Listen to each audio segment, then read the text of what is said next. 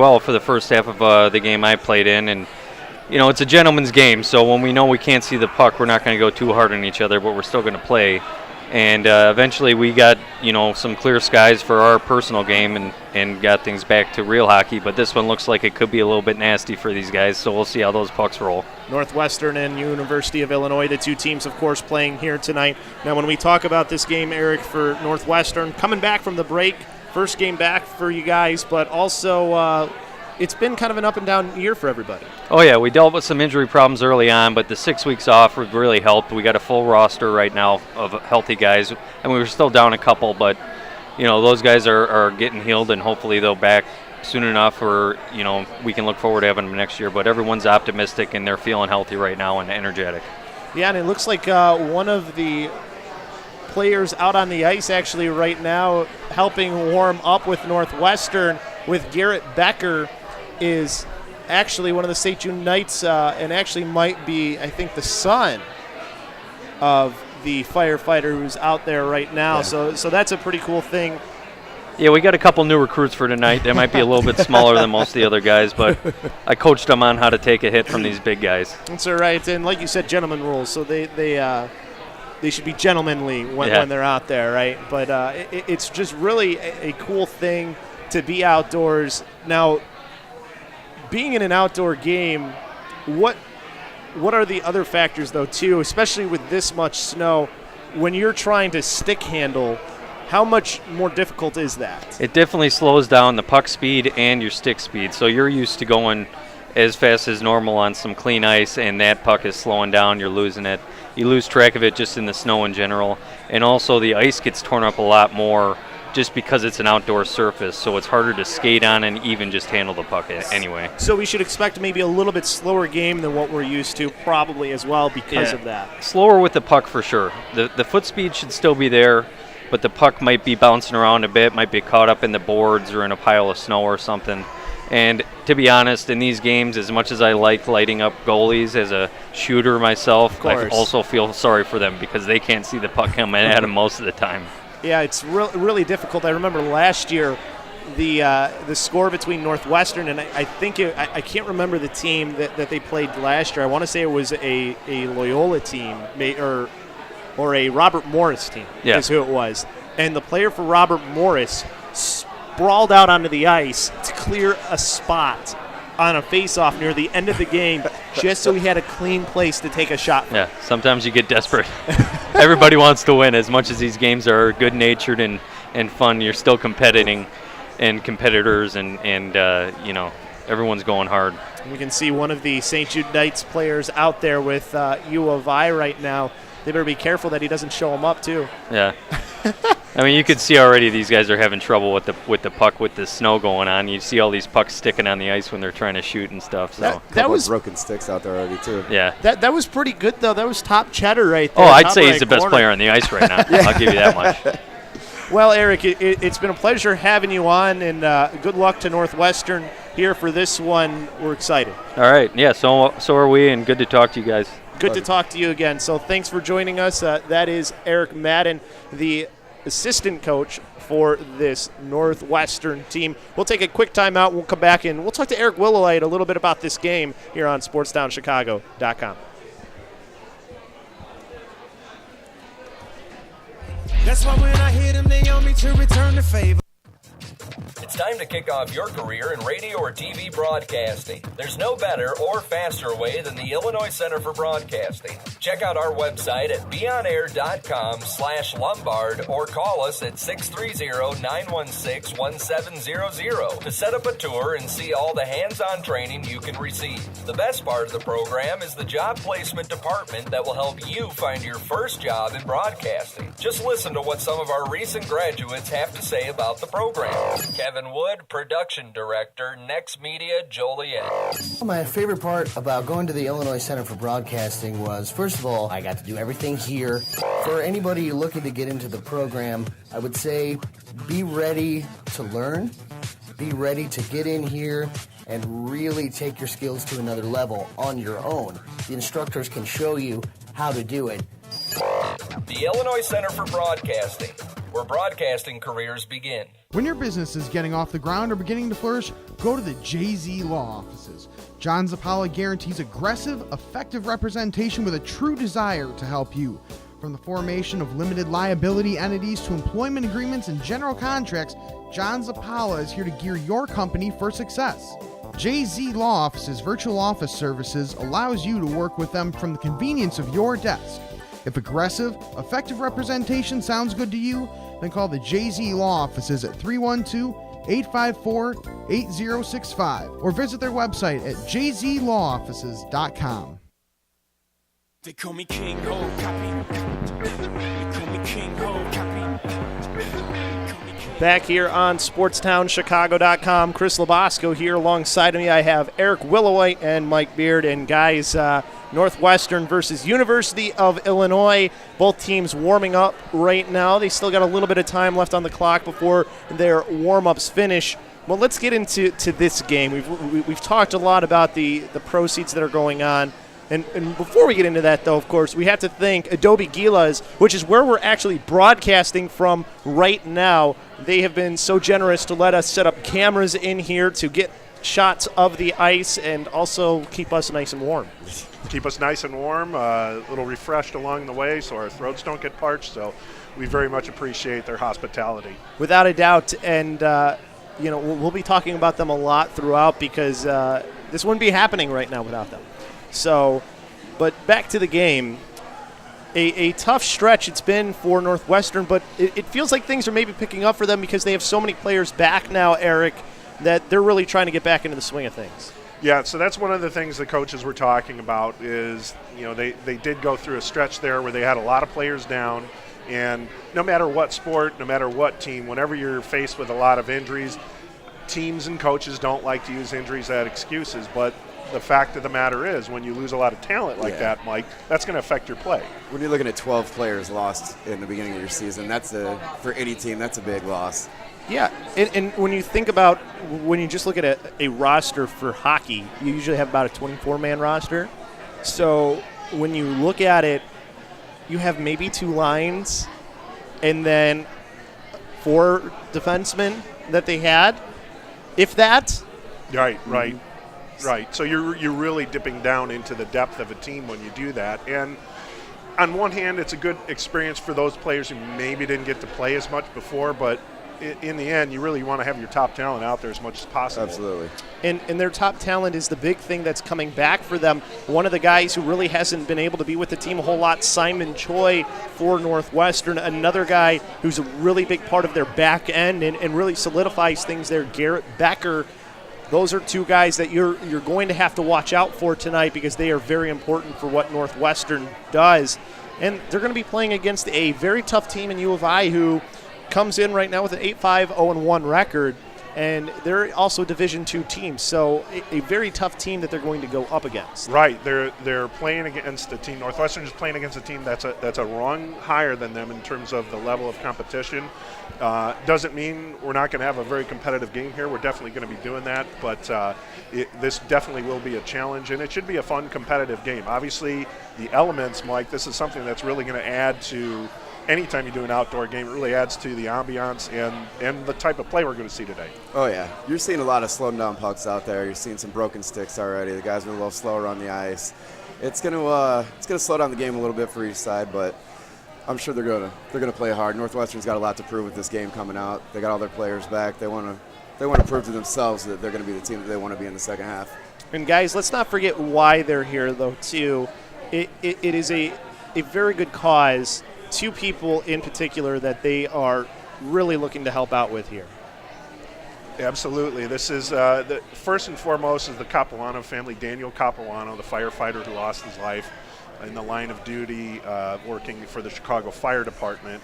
His family's here, and his wife Julie and their children Amanda, Andrew, and Nick. And I think both of the boys are out on the ice right now. As a matter of fact, taking warm-ups. I think that's Each Nick right there. Yep. Yeah. So Nick, and then on the Illinois side, I think Andrew's running around at number 24, if I'm not mistaken, 14. So I'm sure that's a nice experience for them. But definitely, for the Capuano family, this is another way for the firefighter community and the hockey community to pay their respects and raise money for that family. Daniel Capuano was very big involved in hockey, and I'm sure he would be pleased to be seeing the type of effort and response that's taking place today. On the other side of the coin, though, is the Andrew Lay, who is a player from the University of Michigan Flint. He was injured in a hockey accident in November, suffered a severe spinal injury, not paralyzed, but however, there have been substantial medical bills. So just as the firefighting community rallies as a brotherhood during times of loss, so too does the hockey community rally around those who play in their sport. And so the Brotherhood of Hockey is coming together. So we have a dual purpose game here for the proceeds to go to the Capuano family, as well as to Andrew Lays for the medical bills that he's undertaken from his injury. Yeah, and you have to really like that what Northwestern and University of Illinois are doing, the fact that they're helping out a player, one that's not from their team, right? When you look at that, but also for Capuano, who obviously meant a lot in the hockey community. And one thing about the hockey community that people don't realize is that it's actually a very small world. A lot of people know each other, and when you look at it, he had a very big impact with the St. Jude Knights. And that was something we were actually talking to another firefighter who's actually going to be taking pictures for the family, who was telling us about that and how he was very involved with the Knights. Absolutely, and actually they're taking some of the team photos right now, one of the individuals from the Chicago Fire Department, so getting some of those photo work to put together for the family and just for this tremendous event. I'm sure the players are honored to be playing and participating in this event because it's for such a great cause. Yeah, it really is. And, I mean, really shows the character, though, of these two teams, too, I think, more than anything else. That they will go out of their way to do something like this, that this is all coming together. And when you look at the weather, it wouldn't be a surprising thing for people to say, why do you even do the game? But for a cause like this, doesn't matter how the weather's going to be. Exactly. Yep. We'll take a timeout, and then we'll be back with more in that first period puck drop here on SportsTownChicago.com, so don't go anywhere.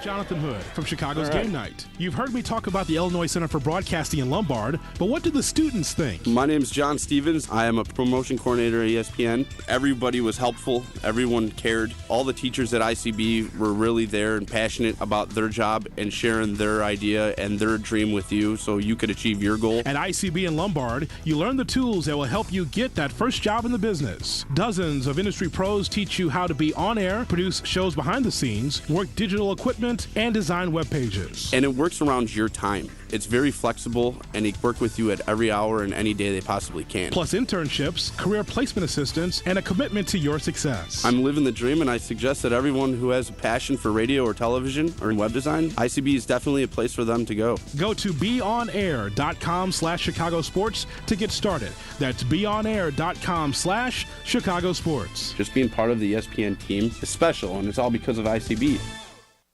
It is very much the school where you get out of it what you put into it. The Illinois Center for Broadcasting in Lombard gets results. My name is Misty Callahan, and I am a traffic reporter for Total Traffic and Weather Network. From being on air to the all-important behind the scenes. You're constantly doing projects, and it's like not just in class stuff, too. I mean, there are projects you have to do outside of class time as well as interning. The Illinois Center for Broadcasting Lombard campus is where you go if you're serious about a career in broadcasting. You had to come up with the show topics. You had to research the show topics, come up with talking points for your host. So it's not something that you just take a lackadaisical approach to, but if it's something that you really want to do, if you really want to be a reporter, if you really want to be on air, you really want to be a camera guy, then yeah, it's a program that'll at least give you the entry-level skills to help you get that first job in the business. I'm Jonathan Hood, instructor at Illinois Center for Broadcasting in Lombard, and I suggest that you find out more today by going to the website beonair.com/Chicago Sports. That's beonair.com/Chicago Sports.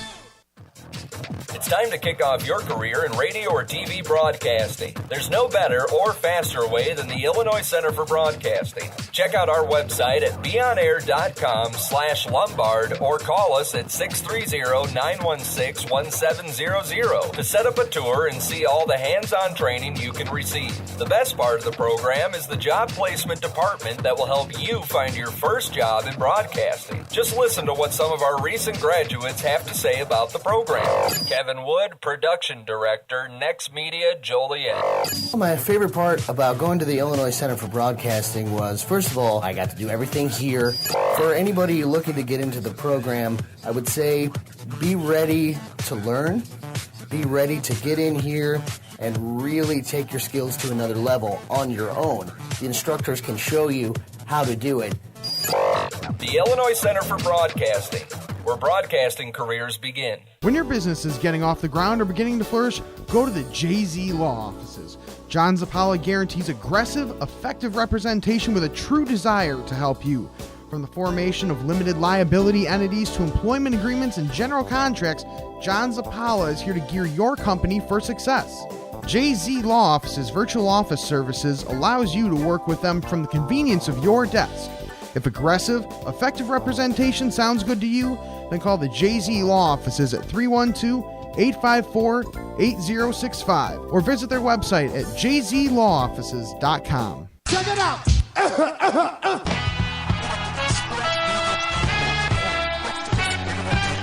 Somebody make some noise in this joint, man! As a student athlete of the IHSA, I pledge to respect my teammates. I pledge to respect my coaches. I pledge to respect the officials. I pledge to respect the opponents. I pledge to respect the fans. I pledge to respect the game. We pledge to do what's right.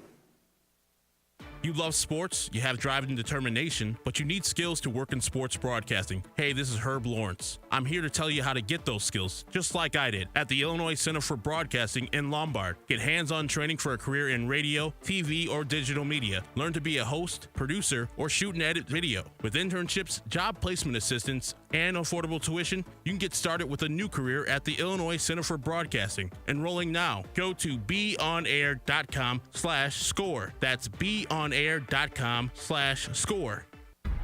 Attention, family, friends, players, coaches, and fans. Are you a high school or college athlete that had your game covered by SportsTownChicago.com? You can relive the glory by going to our podcast section of our website to listen to all the past games over the last 2 years. Just go to the website at SportsTownChicago.com and check out the podcast section, and it'll take you right to your sport. Now that's SportsTownChicago.com. SportsTownChicago.com is an internet sports station that is located at the Illinois Center for Broadcasting in Lombard, Illinois. We offer you a chance, or should I say, an opportunity, to become an on-air personality, get invited to live sporting events, and we teach you how to interact with your listeners. Get the training you need to get in the broadcasting industry. Just go to SportsTownChicago.com or dial 630-916-1700. SportsTownChicago.com is your place for NIHL high school club hockey. Ooh, wow. Every goal, all of the checks, and every jarring hit. SportsTownChicago.com, in a league of our own. Hey, it's Herb Lawrence. If you love sports and you want a career in broadcasting, then go to the Illinois Center for Broadcasting. Log on to beonair.com right now. The Illinois Center for Broadcasting trains you for careers in radio, TV, and online media. With internships, financial aid for those who qualify, job placement assistance, and day and night classes, you could start your new career in less than a year. Log on to beonair.com right now. Take it from me, Herb Lawrence. Check out the Illinois Center for Broadcasting. Go to beonair.com/Chicago Sports. That's beonair.com/Chicago Sports. When you need a break from your busy schedule, kick back and listen to the fun sports and entertainment interviews from SportsTownChicago.com.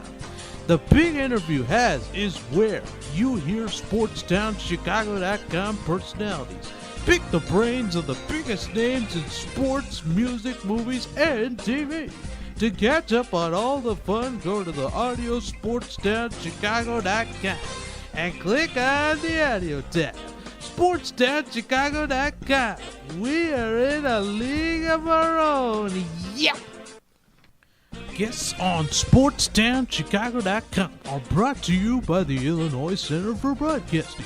If you're interested in a career in broadcasting, go to BeOnAir.com or call the Lombard campus at 630-916-1700.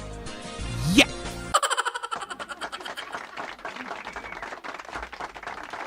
You love sports, you have passion, but you need skills to work in sports broadcasting. It's Herb Lawrence of 670 The Score. Get those skills at the Illinois Center for Broadcasting, just like I did. Check out their campus in Lombard with amazing equipment and staff. Get a jump on the competition with hands-on training in radio and TV. With internships, flexible classes, affordable tuition, and job placement, you could start a new career at the Illinois Center for Broadcasting in Lombard. Enrolling now for upcoming classes. Go to beonair.com/SCORE. That's beonair.com/SCORE.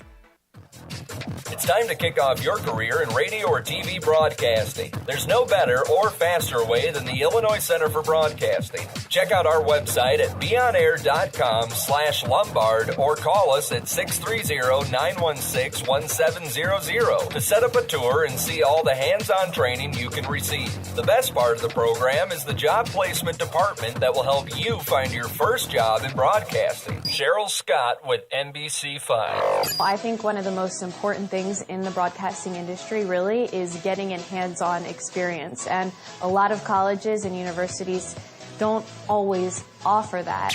Reach for, work for what you want to do and stay extremely focused, and if you do that and stay positive, I think everything will fall into place. The Illinois Center for Broadcasting, where broadcasting careers begin.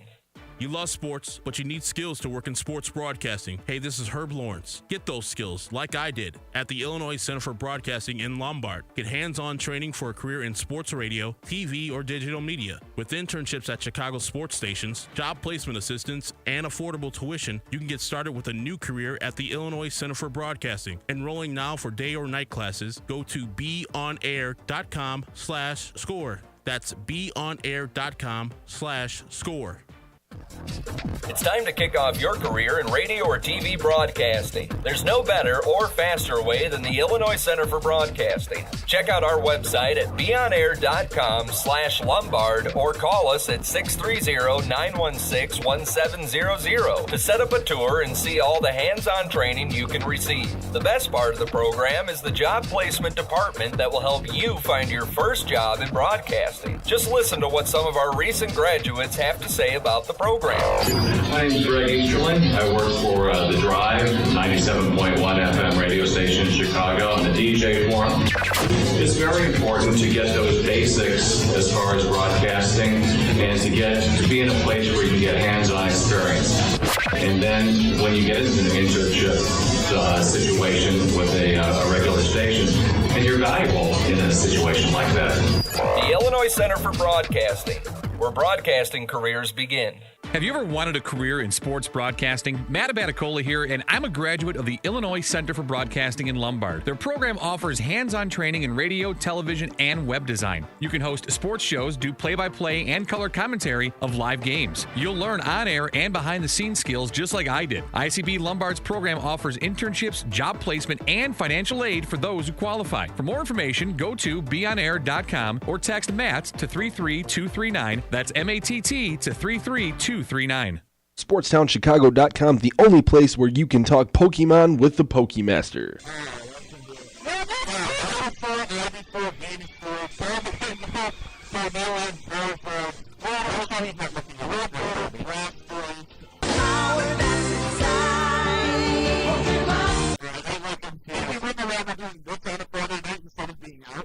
Bringing you all the pressing topics, brought to you by SportsTownChicago.com.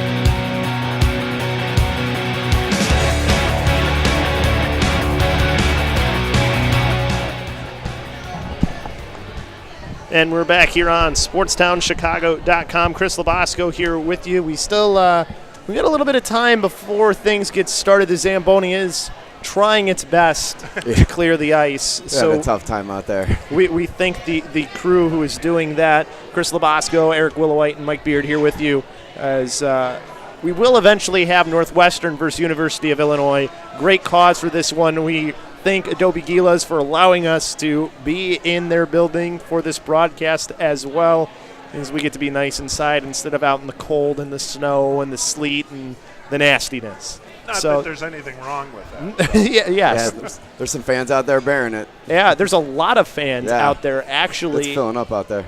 In front of where we are, they are braving this weather, so a lot of credit to them, obviously for a good cause. Is part of the reason why this is all happening too, and why a lot of these people are here. So you really have to thank them along with everybody else who's involved to make this possible. Now, let's get into our keys of the game here, guys. An important game, but also a fun game. Yeah, it's an important game, obviously, from a competition standpoint. Both Northwestern and Illinois, they want to put their best foot forward, but we can't lose sight of what the whole point of this particular game is. And for this game, it's, first and foremost, we're honoring Chicago Fire Department firefighter Daniel Capuano, who, again, as we talked about, lost his life in the line of duty back in December. Honoring him and his memory. You can't necessarily see it right now, but we each have on our lapel, we have a memorial emblem for firefighter Capuano. So we have a way of showing that and showing our respect. And a lot of folks, and we're going to try and get a close-up on that right here. Yeah. Get you a look. Yeah, we'll have that for you in just a second, but it's a great cause, definitely, for that. There you go. So there's a good look. And so all of the players, they're gonna have that emblem on their hockey helmet. So as well as the same one that we have on our lapel right now. So again, it's just a small way of honoring firefighter Capuano and doing our part here. The second key to the game is help Adam Lay. We also talked about this was the senior hockey player at the University of Michigan, Flint, who had an unfortunate accident during a hockey game into the boards, had a severe neck injury, not paralyzed, but however, there's some severe injuries that have a lot of medical bills piling up. So part of the proceeds from this event are also going to help Adam Lay. And as we talked about, the hockey community rallies around their own, as does the fire department rallies around their own too. And then the third key of the game, have fun. Again, understanding that there is a charity behind this. You want to enjoy the game. You're outside. This is going back to every hockey player when you first started out. Absolutely. You probably played those games outside. So you're going to have fun with this environment. Both teams want to win, no doubt. Yep. But when you're out in this environment in Rosemont, Illinois, and snow's coming down, you're in the elements, you got crowd out there supporting you as well. How can you not have fun? Exactly. And here's the thing, too. It's not just that you're in the elements for this game, but you're in the elements at night. Most of the time when you're playing on those pond hockey games, it's not at night. It's not under the lights, unless you're like me and my friends and we'd go sneak to the Elgin rink because it had enough light where you could. You're not supposed to do that, though, so don't do that. Right. But still, it's a unique experience for these guys, and it's organized, too. It's not like you're just playing the pond hockey the way that you do there. This is actually organized together and doing this in an environment that you probably won't ever play in again. Right. It's an official game, so can't lose sight of the fact that it's still an official game. So both teams are going to want to play to win. But behind that, is honoring the memory of firefighter Capuano, honoring and helping out a fellow player in Adam Lay. So, there's some reasons behind it. So they'll have fun, but I think we're definitely going to see some competition. Oh, yeah. I mean, from talking to some of the players and coaches on both sides, they understand why they're here today and what they're playing for and the meanings behind the game. But at the same time, they're here to win a hockey game, too. Yes, definitely are doing that. And for Northwestern, we've kind of covered it a little bit about how they've dealt with a lot of injuries on a lot of players, and really a guy who's going to make a big difference that you guys will see, and you'll hear his name called a lot, is Simon Choi. He's been in 3 games for them this year, and he was one of the leading scorers last year for Northwestern. A big loss. And for Northwestern, this is the first broadcast we've done for them this year. The team itself has been going through some growing pains as well, because they've lost one of their vocal and big leaders in Ricky Gatone, who was their captain last year. So that was big shoes to fill as well. Yeah, anytime you lose a leader, someone has to fill that void. And sometimes it takes a little while for that person to rise to the forefront. So this deep into the season now, maybe part of that's taking place with Northwestern. Yeah, it definitely is. So what is happening right now, both teams are going to come out. There's going to be a bit of festivities before the game starts. Yeah, right, exactly. Before the game starts, they're going to honor the family of Capuano, and they're going to do some other things as well. We're going to step aside, actually, for that because of how the game is and with the weather being what it is. We're going to just let that play while we play some commercials, and then we'll be back with that first period puck drop. So don't go anywhere. We do have hockey coming for you here on SportsTownChicago.com. It's Jonathan Hood from Chicago's Game Night. You've heard me talk about the Illinois Center for Broadcasting in Lombard, but what do the students think? My name is John Stevens. I am a promotion coordinator at ESPN. Everybody was helpful. Everyone cared. All the teachers at ICB were really there and passionate about their job and sharing their idea and their dream with you so you could achieve your goal. At ICB in Lombard, you learn the tools that will help you get that first job in the business. Dozens of industry pros teach you how to be on air, produce shows behind the scenes, work digital equipment, and design web pages. And it works around your time. It's very flexible, and they work with you at every hour and any day they possibly can. Plus internships, career placement assistance, and a commitment to your success. I'm living the dream, and I suggest that everyone who has a passion for radio or television or web design, ICB is definitely a place for them to go. Go to beonair.com/Chicago Sports to get started. That's beonair.com/Chicago Sports. Just being part of the ESPN team is special, and it's all because of ICB. It is very much the school where you get out of it what you put into it. The Illinois Center for Broadcasting in Lombard gets results. My name is Misty Callahan, and I am a traffic reporter for Total Traffic and Weather Network. From being on air to the all-important behind the scenes. You're constantly doing projects, and it's like not just in class stuff, too. I mean, there are projects you have to do outside of class time as well as interning. The Illinois Center for Broadcasting Lombard campus is where you go if you're serious about a career in broadcasting. You had to come up with the show topics. You had to research the show topics, come up with talking points for your host. So it's not something that you just take a lackadaisical approach to, but if it's something that you really want to do, if you really want to be a reporter, if you really want to be on air, you really want to be a camera guy, then yeah, it's a program that'll at least give you the entry-level skills to help you get that first job in the business. I'm Jonathan Hood, instructor at Illinois Center for Broadcasting in Lombard, and I suggest that you find out more today by going to the website beonair.com/Chicago Sports. That's beonair.com/Chicago Sports. It's time to kick off your career in radio or TV broadcasting. There's no better or faster way than the Illinois Center for Broadcasting. Check out our website at beonair.com/Lombard or call us at 630-916-170. Set up a tour and see all the hands-on training you can receive. The best part of the program is the job placement department that will help you find your first job in broadcasting. Just listen to what some of our recent graduates have to say about the program. Kevin Wood, Production Director, Next Media, Joliet. My favorite part about going to the Illinois Center for Broadcasting was, first of all, I got to do everything here. For anybody looking to get into the program, I would say be ready to learn. Be ready to get in here and really take your skills to another level on your own. The instructors can show you how to do it. The Illinois Center for Broadcasting, where broadcasting careers begin.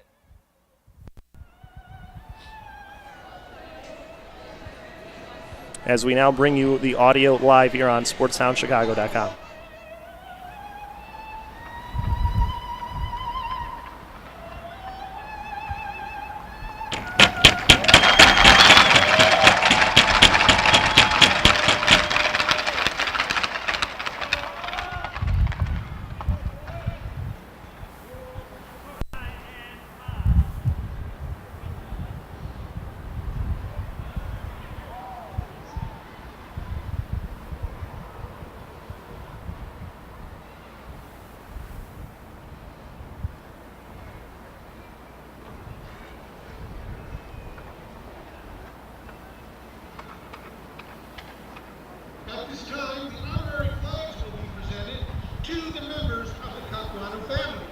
The Chicago Fire Department Honor Guard will present an honorary flag to Dan Capuano's wife, Julie, and to Dan Capuano's parents, Michael and Jackie.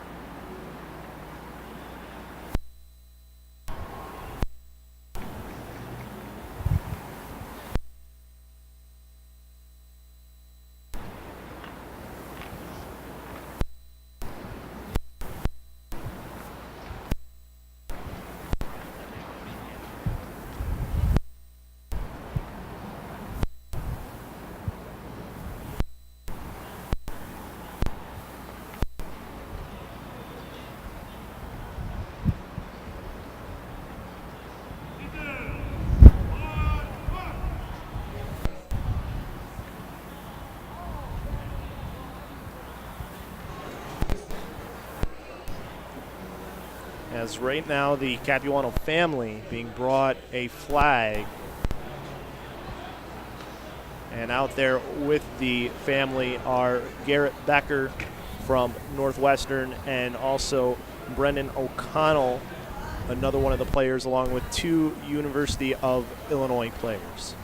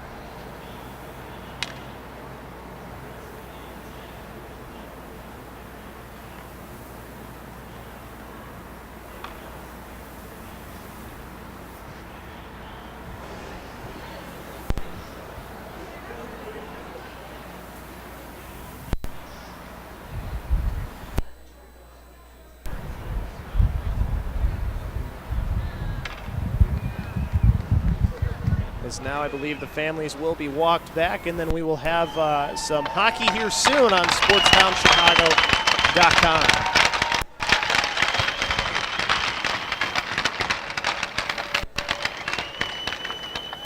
As the family being honored there is, I think, the sons who are in their St. Jude Knights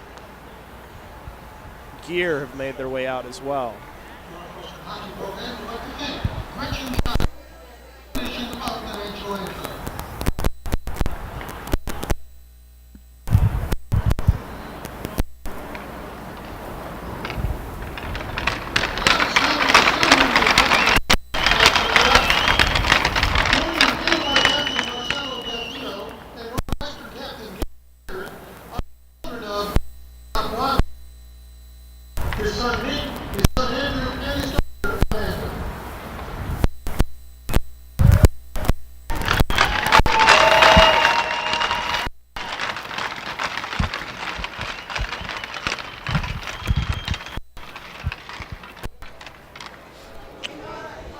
some really great festivities here before this one. Both teams being the family of the Capuano family being honored before the game started. Chris Labasco here alongside of me, Mike Beard, and then soon joining us back after getting the audio for us, Eric Willowite. But really nice way to start this game, though. Yeah, it was a good ceremony. It's, you really hate to see stuff like that, but the one thing that you do see is the camaraderie. Like out there, it's just one big family right now, and they all understand it. There's more to this game than just the game itself today. Yeah, there definitely is. Both teams now putting on their helmets, and Capuano, I think, wonder what line he'll be on, because I think he's going to be playing out there. They've got a player on either side. Yeah. I think both of them will be making their way out onto the ice, so that's a kind of a cool thing, too. Yeah, that's awesome. That's got to be a huge thing for these two kids. As Northwestern gathering around their bench now as they look to get things started here. As we will get you the starters for this one as well. Looks to be going into goal. That looks to be number 35 in Matt Johnson for the Northwestern Wildcats. Starting on the defensive end for them will be the players of Michael Galat, and I believe that is Garrett Becker as well. The forwards, Alexander Gandolfo being one of them, along with Mike Fuentes and Simon Choi are your three forwards for Northwestern. For University of Illinois, I'm going to get you their starters as we can. Looks like in goal will be Austin Gentry. The forwards will be number 74, Darren Sorensen, along with on the far side, just trying to see the player names here. Unfortunately, with the separation, getting starters wasn't something that we were going to get. But the game about to be underway here. Right to left will go University of Illinois. Left to right will be the Northwestern Wildcats as we get ready to start this one in just a few moments. As get the boards all shut up, make sure the goalies are all ready, and we'll be ready to go. I got to think Northwestern with that lineup out there, they've wanted to hear that all year, and they finally got it. So it's got to be a good moral boost for them coming onto the ice right now. Definitely is, and looks like they're kind of talking things over, the officials right now. Not sure what's the holdup right now, as things will get started here in just a moment. I'd say one of the keys for the Illini today would be their goaltending. It's been hit or miss this year, so if they can get some strong goaltending today, I think they got a shot. Yeah, it definitely is one of the important things for them. For Northwestern, their mainstay is pretty much Matt Johnson, and he can be a very lights-out, very good goalkeeper for them. Yep. As going over to him is the captain in Garrett Becker, and deservedly so for Garrett Becker as one of the captain of this team. He's a guy, if you were to talk about probably the best player on the team, that's probably him. Mm-hmm. And it'll be fun for those of you who maybe this is your first taste of Northwestern hockey. He is a guy that is not afraid to jump up into the play as a offensive defenseman and can lead a rush. So back with us now, Eric Willowite, and thanks, Eric, for doing that for us. Sure.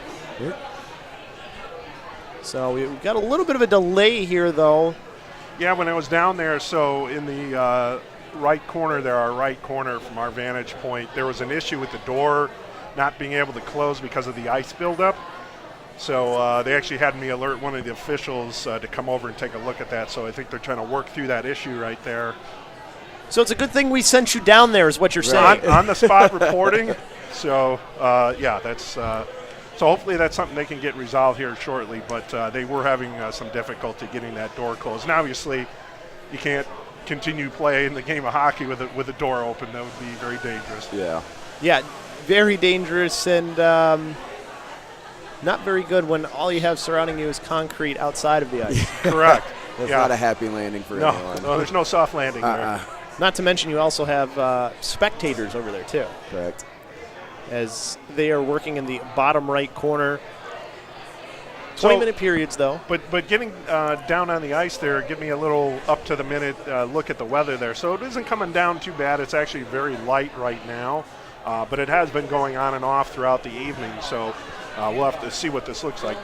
But when I was down there at that moment, the snow was just going very lightly, so it wasn't anything that was going to be significant. So hopefully from a play standpoint, quality of play standpoint, hopefully the worst has passed us by.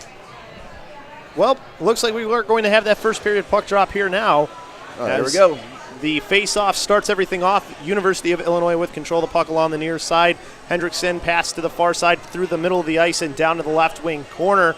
As that looks like, I thought maybe it would be an icing, but I guess that puck was touched up along the near half boards. Northwestern trying to take that puck back. Very tough to see along those near boards what is happening, but the Northwestern Wildcats had the puck chasing back into his own end to go and get it and take it behind his own net. Was Galat. Pass along the far side from Fuentes, turned over for a shot. Johnson with a save, rebound opportunity. Johnson with another save as that one covered up and held on to, it looks like, for Northwestern.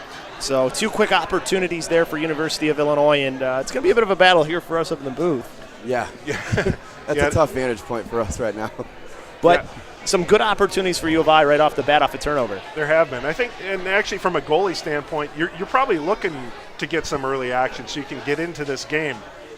As this one won down to the right wing corner half board, Shane Flynn making a pass up through the middle as it bounces off of a player back over to the far half boards where Chapman tries to free the puck up for University of Illinois, or as U of I takes the puck back, shot from the right point, hit traffic out in front. Another shot from Graham that goes wide on that and into the left wing corner. Down along the near boards, Northwestern trying to work the puck out along that near side. U of A gets it right back on a turnover, and the save made at point blank from Johnson. Big opportunity there for U of I in the stuff attempt. Northwestern on the counter now, dumping it in and making a change, it looks like here, as this one down into the right wing corner where Shane Flynn applies some pressure as his team goes for a change. Now, one thing both sides are going to have to pay attention to is looking at the lines. Not as easily to see those lines as it is on a fresh sheet of ice or in an inside rink. So you're going to have to pay attention to where you are because there could be a lot of offsides calls. University of Illinois with control behind their own net. Pass over to the near side on the breakout pass. Sending it forward was O'Sullivan. Hits off the bench in front of Northwestern as they try to keep that puck in their possession. Turned right back over. U of I now streaking in along the left wing on a backhanded shot that goes high over the net from Shio as it goes up towards the right point. Northwestern back with control. Pass through the middle of the ice. Player gets hit, and the hand goes up into the air as this goes down in the right wing corner of University of Illinois zone. And then we have a stoppage of play on the whistle. So a penalty, I think, coming here. Maybe a cross-check. We'll see what they make the call for. And actually, it looks like they call a charge there. Right. See if we can get a look at it here on the replay. Now, here's a look at the backhand attempt over the shoulder of Johnson there. So good quality attempt. Yeah. Get a little lower next time. That's a tough one to do, though. I mean, yeah. You're coming in on your offside there, trying to backhand it in. Good just to get a shot off, but you're right. It'd be nice if you could be a sharpshooter. First power play of the game, and there's a shot from the top of the right circle that doesn't get through the traffic from Mike Flynn as this goes down towards the left wing corner. Matt Johnson will slow it up for his team as they have to start from there. Pass over to the far side and streaking up along that left wing is Garrett Beckers. Becker brings it in along the left wing circle, gets in front, backhands a pass into the slot, but O'Connell couldn't get a finish on it. As there's a shot up from the point that gets back out into the neutral zone on the shot from Choi as his team takes it back. Over along the far side, this one dumped in by Becker to the right wing corner of the zone where U of I will try and send it back out and kill off a little bit more time. 1:20 left on the power play opportunity. Is this one back up to the left circle as there's a quick shot through traffic as this one goes in behind the net and is sent back out by U of I. Matt Johnson coming out of his net to try and slow that one up. Doesn't go far enough because of the snow, but Northwestern some good opportunities here so far on this power play. Turnover there by Chapman as now maybe an opportunity for University of Illinois as this one absorbed and held onto by Matt Johnson. And one of the early things I see here from Northwestern so far, Matt Johnson playing real well in net. He has been. He's been shutting the door. There's been a few quality chances already on him early in the game. He's been able to shut it down. Here you see on a shorthanded attempt coming in, he's able to take that puck, freeze it. not allow a rebound, which you don't want to do when you're in a power play penalty kill situation. Don't want to give that shorthanded opportunity, Exactly. right? As this one comes to the near side, Northwestern with the puck as they try to dump it in, but University of Illinois able to hit it back out into the neutral zone as that one along those near boards. Northwestern trying to pull it off the boards and keep control here in the last minute or half of a minute of their power play. But U of I wins the race to the puck in the middle of the ice. It's on the stick of Barnes as Barnes sends a shot, and the big save is coming out of his net was Johnson to play it big. As now Northwestern starting to try it and come out of their own end. Stick handling really hard here, and that's what's causing a lot of these turnovers. Yeah, the puck is definitely not moving as fast as the player wants it to move. Not at all. And that, I think that's something that takes an adjustment from a team to realize that you can't maybe make those extra moves around a guy. You have to just make that pass and move it off. Yeah, in a game like this, you're going to have to do a lot more straight-ahead play. A lot of the side-to-side stuff, passing to the side, you're probably going to find yourself in a lot of turnover situations. You're just going to have to be straight ahead, make a pass when you have to, but if you got to make a pass, you got to have to make it hard. Garrett Becker coming in with speed, centers a pass, and that one hit off a leg and goes into the near half boards. Almost an opportunity there. You see his speed coming into his advantage, though. He's creating opportunities for his team with his north and to south speed. Right. Just nobody's been able to stay with them and maybe get that puck on their stick. Right. As there's a shot out in front, and Johnson jumps on top of it as he saw that was in a dangerous area and covers it up for a face-off with 15-17 left to go here in the first period, no score. Johnson's pretty dialed in right now. As we get another good look at it here, guys, I mean, this puck is taking funny bounces as well. Yeah, you're getting all kinds of direction with the puck. So the way it's gone here with the power play itself, Northwestern had the early advantage, but then the second half of that power play, the Illini really came to the forefront there and was putting on the pressure from a penalty kill standpoint. They might have gained some momentum from that. Flackus was able to try and get that one across the blue line, came right back to him at center ice, and North turned it over right back to Northwestern. Pass through the middle of the ice, bounces off of the player's stick there out in front and goes right back to the defense of Northwestern. D-to-D pass, very slow pass, though almost a dangerous one as a player was coming in. Turned right over to Tipperman as he will push that to the right wing corner as his team will make some changes. And Mike, we're seeing a lot of pucks on edge with the early going here, obviously due to the weather conditions, the ice conditions. Yeah, I think these teams are both over the first 5 minutes getting to know the ice that they're playing on right now. Got to make some adjustments. Pass to the near side here and then up through the middle on the saucer pass. Gets to the player it was intended for in Northwestern, and all the way down it will go off of the player number 17 for Northwestern. This goes to the right wing half boards and just being held in as this one almost was held in, whiffed on. As we said, that snow really coming into play, goes towards the in for a shot from the slot. Johnson with the save, allowances off his pad and goes to the left wing corner. As trying to cut inside was the player there in Hlenka as that one comes back to the neutral zone. Along the right wing, Northwestern on a counter here. Choi with a shot, save made by the blocker side of the goalkeeper for University of Illinois and Gentry as this comes back over to the near side. Fighting Illini trying to start back out of their own end as this one just lifted up through the middle of the ice just to allow their team to make a change. As that pass from the Northwestern and out of the reach of the player it was intended for. Trying to see the number on the player. That is number 33 that was for Northwestern. And I actually think that might be Capuano, who is in that jersey, at least looking by the stature of the player. Because I think that's that he put on a new jersey and came out. Okay. A little tough to tell, though, because I don't have a 33 on my roster, so that is my guess.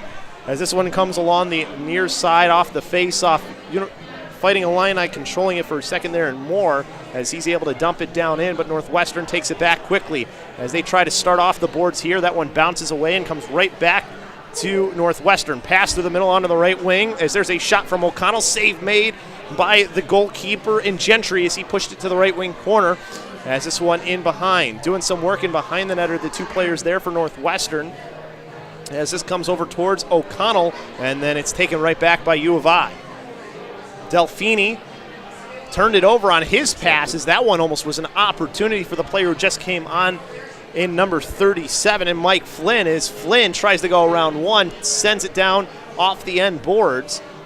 As Northwestern now with it almost up at the top of the left circle, but it bounced over the stick of the player there. I think that's O'Connell is on the end of a shift as this goes in towards the left wing half boards where University of Illinois tries to keep control. Northwestern able to push it out, but we got a hand up into the air here, and I think we got a call coming against maybe Northwestern or University of Illinois, one of the two. Looks like against U of I. U of I, number 89. Marcelo Delfini, the one. See if we can maybe catch what happened there. A little bit tough to tell there at the end. And they got slashing. So the slashing was the call. So it'll be a right wing circle face off here with 12:14 left to go in this first period. No score, but a lot of back and forth. There has been. And actually, Gentry from the University of Illinois side, he's been a little bit busy lately. The first part of the game has been, most of the action's been on Johnson's side, but Gentry's had to make a couple saves here in the last couple minutes. Pass up to the point for a shot from Becker. Save made by Gentry. Goes down in the left wing corner. Left wing half boards. Choi with it back on his stick. Passes up to the point for another shot from Becker. Save made by Gentry again as he pushes it to the right wing half boards. Sharp angle pass that goes all the way to the left wing half boards where Choi is. He gets his stick lifted and the puck comes back out into the neutral zone. Becker trying to hold it there. Gets a little bit of help from Choi as he's at his own blue line. Makes the pass to the near side. Gandolfo leaving it off into the zone to the right wing corner where it's picked up by Fuentes. Fuentes behind the net. Passing it up to the left point, back up to Becker. Becker towing the line, passing it to the right point to Galat. Galat back over to the top of the left circle for Choi. That puck too much on edge, though, too much snow. Choi now pulling it off the board, sending it back down low for Fuentes as he switches spots with him along the half boards. Back up to Becker here, towing the line at the point. Back to the top of the left circle for a shot from Fuentes, turned aside by Gentry to the right wing corner. Two players on either side battle for the puck. Bouncing puck comes over to the near side, and that'll give Reich the opportunity to clear it down for U of I with 11 minutes left to go in the period and just under a minute on the power play. So a lot of side-to-side movement there from the Northwestern side, but they weren't able to get into the slot area and get any quality shot attempt. So they're going to have to look to get that puck down low and get some bodies in front of the net. As they do have the puck up to the right point here is Mike Flynn with the shot. Rebound came out of Gentry and goes in off the end boards. Down and behind, Shane Flynn trying to keep it for Northwestern, but it's pushed back out in the neutral zone. Race over to the puck now as it got past the defenseman there in Flynn as he sends it up along the near side, and then it's sent forward by Shane Flynn. No relation. No. As that one I think might have been an icing or an offsides, one of the two. Looks like offsides is the call with 10:23 left to go here in this first period. Still a little bit of time left on the power play. So right after I said that, we were able to see the Northwestern team get some shots on net, get some bodies, see some traffic in front of Gentry there. So I think that any power play, that's what you need to do. You need to get shots on net, get bodies in front to get rebounds. Mike Flynn with one of the heavier shots too, shooting from the right point as this one along the near side dumped in by Northwestern as they try to finish off this 5-on-4 power play ends, and it's back to 5-on-5, and almost an opportunity there for Sean O'Neill as he was streaking up ice, but the puck didn't come with him. As this puck now in front of where the penalty boxes are, and then pushed into the U of I zone where they have control. Pass up through the middle over to number 16 and Michael Linka as he sends this one in behind the net.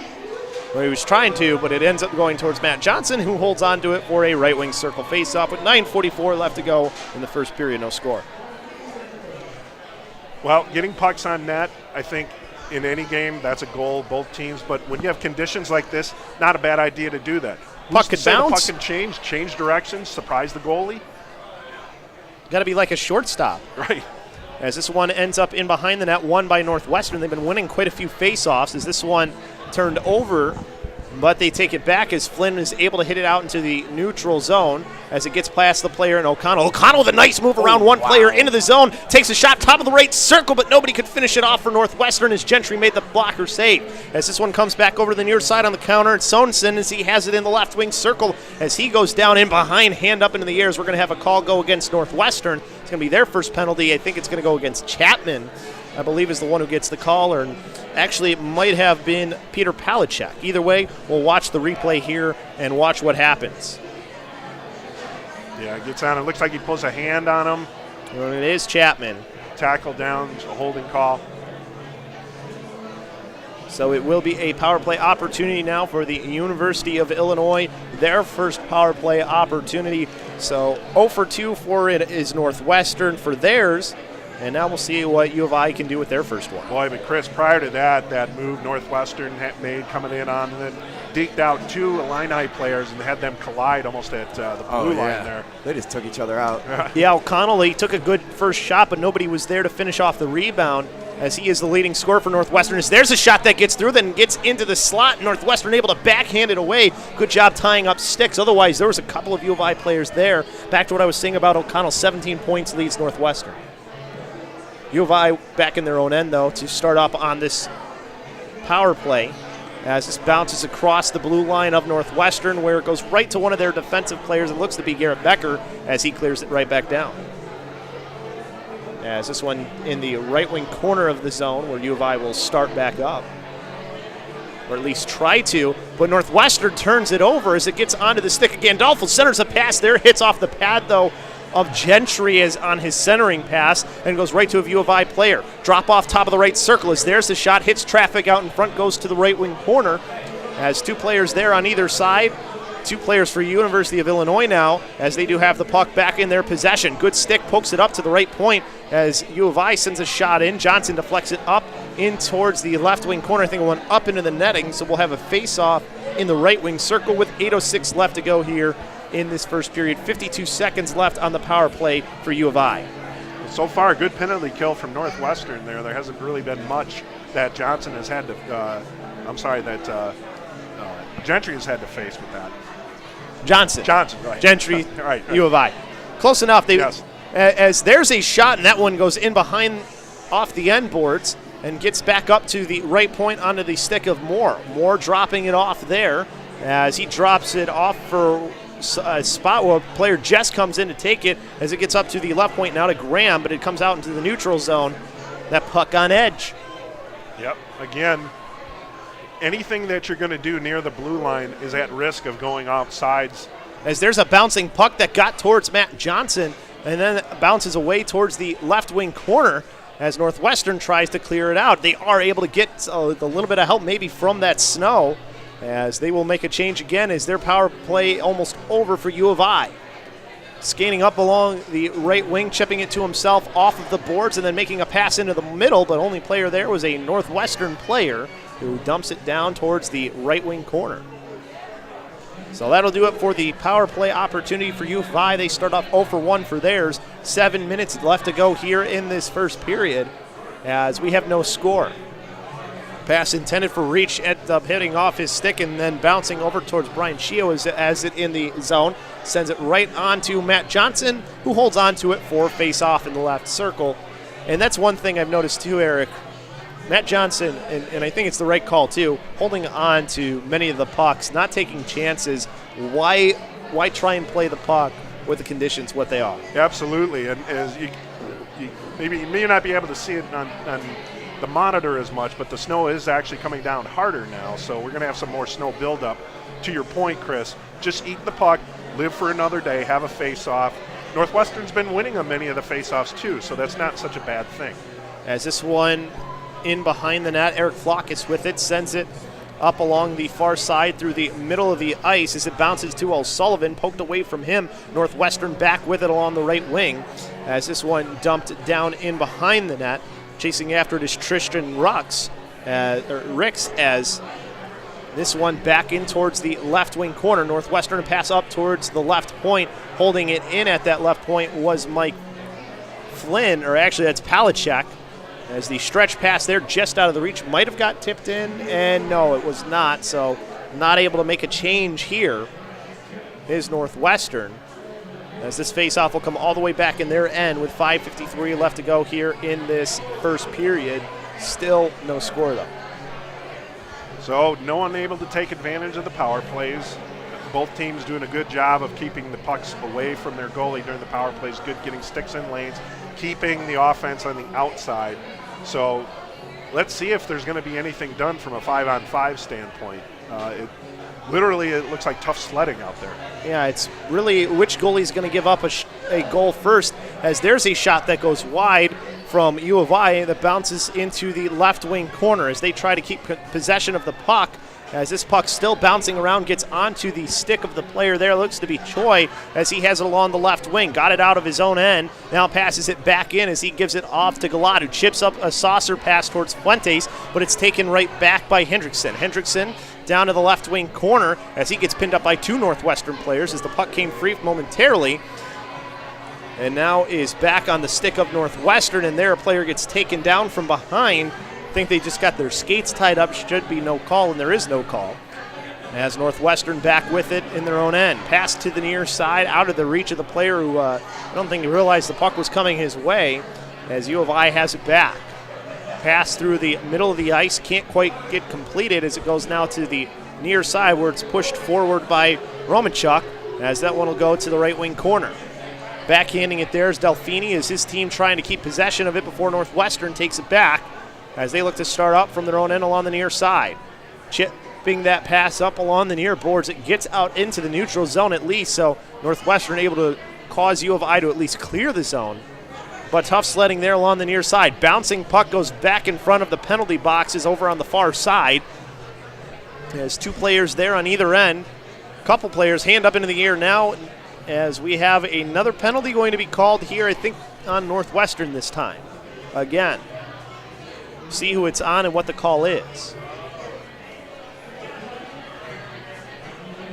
So it is on Northwestern.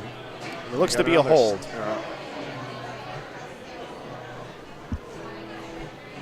To see the number, though, that's the biggest thing here. Well, he took a shot to the face, too. So that's a tough shot, right? Back to a power play for University of Illinois. They had a couple of good opportunities on their last one, but for the most part, Northwestern was able to limit their chances.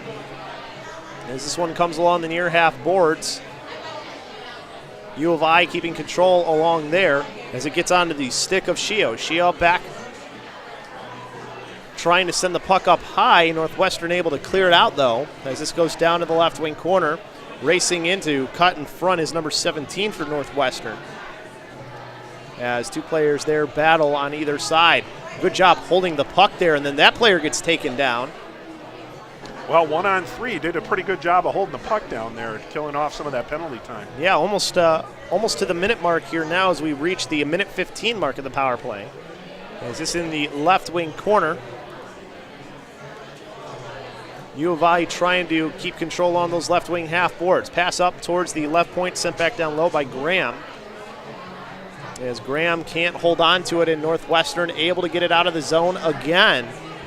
Good job on their power play here with 52 seconds left to go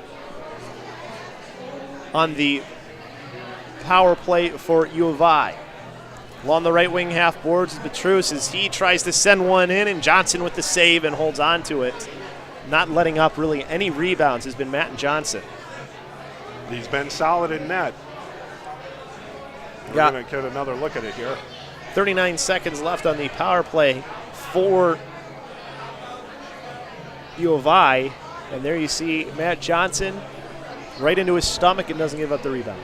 That's a key. Anytime your goalie has to be your best penalty killer, it's a cliche, but it's true. Shot and rebound came out off of Matt Johnson. Save was made. Nobody was able to get there for U of I on the rebound opportunity. As there's a shot and the save made by Johnson again. This time the shot came from Peter Romachuk, and there's some traffic in front there, but Matt Johnson was able to see it anyways and make the save. Some really good opportunities here on this power play, but Matt Johnson is stepping up, Mike. So face off from the left wing, circle one up to the point to Hendrickson there as he sends it back towards the left wing corner. Still a little bit of time left in this power play as there's a shot, and that one never got through the traffic. Goes down in the right wing corner where Hendrickson sends it in behind the net for Graham. Is Graham trying to do something with it? The snow doesn't cooperate with him, though, as that one poked free back to Hendrickson as he sends a shot turned aside by the right pad of Johnson. Down to the left wing corner. Northwestern trying to work this puck out. Haven't been able to here, but they're back to 5-on-5 hockey. As in that left wing corner, there's a hit that frees the puck up for U of I. tried a centering pass there, but good luck doing that as trying to spin around. Shot and a big save by Johnson on just a reaction save on the shot from Danny Hendrickson, who's had a really good shift here. As Northwestern finally able to clear the zone and get a couple of changes. As this pass through the middle turned over, U of I making some changes themselves as this goes to Brendan Lum. Lum through the middle of the ice to the near side over to O'Sullivan. Out of his reach, comes back to Northwestern as they try to work up along the near boards. This one brought into the zone, fighting through a check and making a pass in towards the slot, but not able to get it onto his stick with Shane Flynn as U of I comes back as they go in on a 2-on-2. As this one pinned up along the left wing half boards, Northwestern able to at least push it forward, grabbed out of the air, and then a pass just out of the reach of the player there as it goes right towards the goalkeeper in Austin Gentry, and he just covers it up. Better to do that with the way the snow is here. I mean, you saw U of I on that last power play of theirs. They really couldn't do anything on it. About 45 seconds left here in this first period. They had plenty of shots on goal, but the zip just wasn't there on the puck to get that goal home. There was that one, though, where Matt Johnson, it was all reaction with his glove hand, and he didn't get it with his glove, but he knocked it away. It's a pretty good save by him. As there a opportunity out in front, and Gentry making the save with his glove hand, covers up for the face-off once again in the right circle. So the right wing circle face-off, Fuentes winning it in the near half boards, but U of I controlling sort of, as this one bounces free, as trying to push it forward was O'Neill. Bounces away from him, but his team able to dump it down in. That one not going to go far enough for icing, though, as Becker sends it over towards the near, or actually I think they did say it got far enough. It was tough to tell if it was going to cross that line or not, but the official says it's an icing, so bring it all the way down.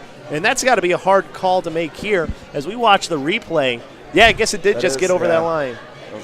It was barely, but it was. I mean, if this is the way the ice would normally be, that's way over. Yeah. We know it's an icing for sure. Absolutely. Left wing circle face-off, one up to the left point as there's a shot that gets through traffic and into the right wing corner from Palachek as it hits off along the near side.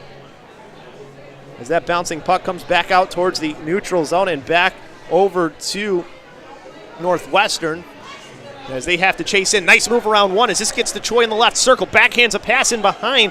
Nobody was there as the player was cutting in towards the slot. Becker racing back towards his own end, knocks it away from one player, but U of I with control as it's on the stick of O'Neill. O'Neill tried to center a pass, went all the way over into the near half boards. Both teams chase after it there. Back to the left wing corner. 25 seconds left to go here in the period as this goes to the right wing corner now. Player on either end. Frees up towards Fuentes, and then Becker gives it off to Choi. Choi just backhands this one out of the zone to at least allow his team to change. 12 seconds left to go here in the period as this one goes back in behind. Garrett Becker pinning a player up there, but we have a whistle here as we have some couple of guys getting tangled up down here. Yeah, back in behind. It looks like it might be Mike Flynn is one of the players for Northwestern, and then on the other end, I think that might be Jack Graham. Yeah, it's a little unclear of what's going to be called here. Nobody's going into the box for Northwestern. And actually, it looks like it might have been Mitch Moore, just waiting to see if anyone does go in or if it was just an offsides. It was tough to tell with what was happening because the puck seemed like it looked like play was still going on. It definitely was, and there was some chippiness going on over here. So it looks like it's an offsides is what it ends up being. It was just a little bit late of one, I guess. So face-off will be in the near dot, just outside Northwestern zone. Time for one strike. As that'll do it for the first period. No score here after one. And, Mike, when you look at it, it was really a very back-and-forth period. The weather definitely came into play there. As huge there was, factor in this first period. As it just got tougher and tougher for Northwestern to really do anything. And you can see the snow's accumulating on the ice there, and it's making it tough for these guys to make good shots on goal. But they're putting it in the net, so just keep on shooting it up there and see if you can get one in. Yeah, we will have Eric Willowite here soon. He's going to go grab somebody down at ice level and talk with them, so we'll find out who he's going to get here as he is talking with one of the U of I players. So we will go to Eric now. All right, thank you, Chris. I'm down on the ice with Connor Sakat from the University of Illinois. So, Connor, tell me a little bit about what you've experienced here here in this outdoor game. What is it like? You can't make a pass and you can't stick handle. It's just dump and change, dump and chip kind of hockey. It's really terrible conditions. Yeah, it definitely looks like the puck is doing whatever it wants. It just goes on edge a lot. So what happens in those cases? Is it becoming more of a straightforward game? Pretty much. You got to go there, play the body, and you can never count on someone making a play. It's hopping over people's stick. Always go hard to the puck. So now that you guys have one period under your belt, what can you do going into? I mean, it seems like both teams are kind of feeling out the ice conditions, feeling out the other team as well. What do you think is going to change in the second period? What needs to change? I think there's going to be more hitting and more shots and just crashing the net. No fancy stuff, just shots on net and crashing. Well, we appreciate your time, Connor. Good luck in the second period. Thanks. Chris, back up to you. All right, thank you very much, Eric and Mike. That first period, I mean, you heard the interview there. It's you got to go straight forward and just crash the net and hope for something to happen. Yeah, no fancy footwork today. Just get in there and see what you can do. Yeah, it started off, they were able to do a little bit, and then the weather started to come into play again, and it just all went out the window. Yeah. All went out.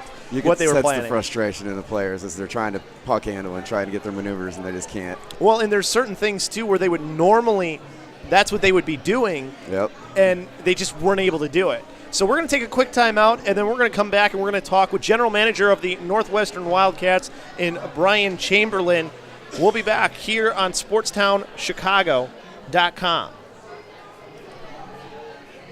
.com is the internet sports station that is located at the Illinois Center for Broadcasting in Lombard, Illinois. We offer you a chance, or should I say an opportunity, to become an on-air personality, get invited to live sporting events, and we teach you how to interact with your listeners.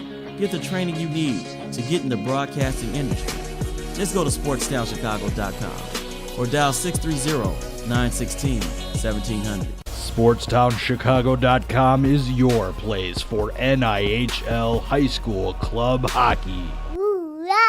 Every goal, all of the checks, and every jarring hit. SportsTownChicago.com, in a league of our own.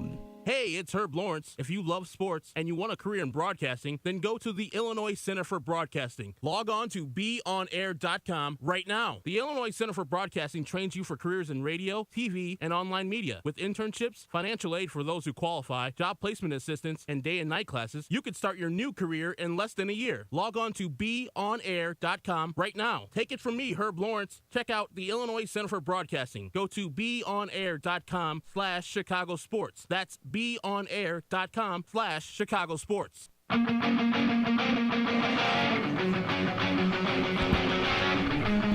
Back here on SportsTownChicago.com. Chris Labasco here, Mike Beard, Eric Willowite also with us, Mike Beard. I got to be able to say things fully here today. I don't know what's going on with me. Joined here up in the booth. Yeah, I think that might be what it is. General Manager, former head coach of the Northwestern Wildcats, in Brian Chamberlain.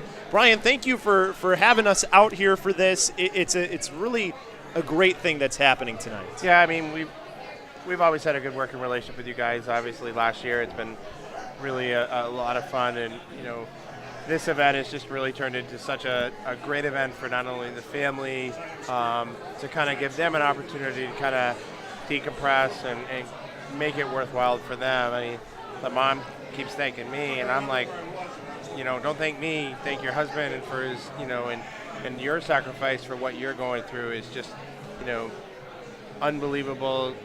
When it happened, it's a tragedy. We knew we had this game. We were going to do it as some type of fundraiser, and it just worked out that, we could make it worthwhile to the family. Yeah, and I think I saw wearing a jersey because I didn't recognize the player, and he was a little shorter in stature. I think one of the Capuanos is playing for Northwestern in this game, too, if I'm not mistaken. I saw somebody who looked like him, and he just put on a jersey, maybe. No, they're both on the bench, so they're one on is the bench, okay. One on each side. They let us out of the locker room, and then, even Amanda, the sister, just actually came over to me and said, nobody really ever includes her into anything to hockey, and she was really appreciative of everything that goes there. So, it's the least we can do. We didn't know the family, but the dad was a big part in youth hockey and at St. Jude and off ice and coaching, and it's the least that we could do. We kind of put it together, and it's been a lot of work, but very rewarding as we put it together. And it's not just for the Capuano family that this is going towards. There's a player on University of Michigan Flint that is also where some of the proceeds are going to as well. A team that Northwestern usually plays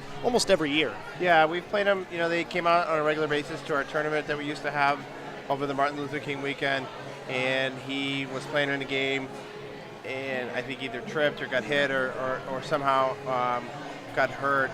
And the original plan was to kind of do an event for that family as well. We'll still do something for them, but Chicago's our home. It's just Chicago firefighters, so we kind of teamed it up. We let that family know what we were doing. They were all on board of it through messages and stuff like that. So even talking with Julie, the mom, she asked today. She's lost her husband, and then today was asking how that player's doing. And the hockey family is really close, and you see it in all sports. But I personally believe that hockey families are really super close, and we'll go to the extent to do whatever. And things got delayed. We're running late, and it's a Saturday night, but we've got a great crowd out here, and very good crowd. And you've done the other games, and we haven't had that big of a crowd. And the U of I family has been great and supportive and being part of it. They're super excited about it. So it couldn't have been a better event, a better day to do it. Yeah, I wish the weather would cooperate a little bit better so we had some better play, although it's been fun to watch still, even with that. Both teams, I thought, have played well. But, yeah, it really is a very tight-knit community when you talk about the hockey community, and everybody's always helping each other out. That's one thing I've noticed through not just Northwestern, but the youth hockey that we do. And even the things we do with the Cougars, everybody kind of knows each other, knows somebody who's part of one organization and another, and they're always looking to try and help each other out, especially with things like this when there's hardships. Absolutely. And, I talked to the dad of the firefighter, Capiano, and he said, this has been great, it's been supportive. He goes, but I would give it all back, and as we can all do, and as you give all that back to have that person still around. And yes. And he even said, he goes, unfortunately I can't do that, but I need to move forward. But it's just so comforting and so rewarding to have, everybody reaching out, everybody part of it. And, our goal today is to give them a little bit of a contribution to go to someone, maybe goes to the family, goes to whatever. Their family was uplifted, and Dad was the primary breadwinner within the family, and kind of having to do that is just been a huge, thing that you don't expect. And somebody that's a firefighter, a police officer, or law enforcement, it could potentially happen, but you never expect it to be you. Right. You definitely don't. And the law enforcement, the firefighters in our communities, they just give so much. The least we can do is give back a little. Absolutely. And I know on our guys, and they're very excited about it. They, the weather. This is probably Dan saying, have some fun, But I think it's come down to it that every time we play an outdoor game, this happens. I think 2 or 3 years ago against Loyola, we had a blizzard, and last year it was freezing rain. So I think we can count on our local weatherman, but when we play an outdoor game, it's going to snow. Yeah, it's going to snow, but it's fun when you play in the snow. Just not fun to stick handle, that's all. Yeah. But Brian, thank you for coming on. Always appreciate having you on, and especially for what you guys are doing here today for the two families who are affected the way they are. It's really it's an honor to be able to be a part of it. Well, we appreciate it, and just one last thing is, anybody that wasn't able to make out to the game, and if they want to make a donation, they can reach out to us at our website, or they can send us an email at numenicehockey@gmail.com, or reach us on our Facebook page. We will take all donations. All the proceeds go right to the family to help both of them. Yeah, and we'll make sure that we keep plugging that as well for anybody who wants to give on our broadcast as the game goes on. But thanks again for coming on. It looks like they finally got the Zamboni off the ice again, and maybe we'll have hockey here again. Yeah, there we go. Thank you. All right, thank you, Brian Chamberlain. We will take a short time out. We'll be back with more hockey here on SportsTownChicago.com. Alex Rufio. Are you looking to get hands-on training for a career in radio or TV? Just do what I did and go to the Illinois Center for Broadcasting. Whether you're looking to